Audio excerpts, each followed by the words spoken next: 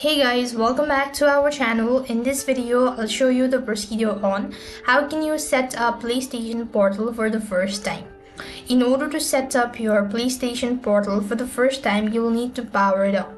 Now the steps goes on. First of all, charge your Portal using the included USB-C cable and PS5 or a suitable USB port.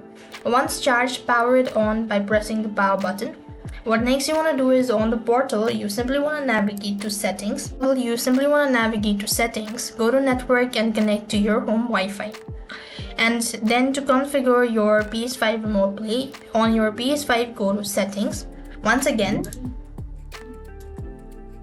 then you simply want to go ahead and click on system. Then you want to go to remote play.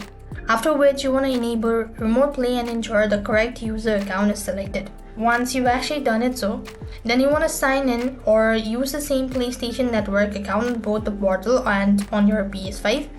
Once connected, you can stream games on your PS5 on the portal itself. Then for the best remote play experiences, PlayStation recommends using a wired internet connections for your PS5 and connecting both devices to the same Wi-Fi network. Additionally, a 5G SZ Wi-Fi connections and a connection speed of at least 15 Mbps are recommended for an optimal performance. So this is how it works. I hope the video was helpful. Make sure to like, share and subscribe. Thank you for watching. See you in the next video.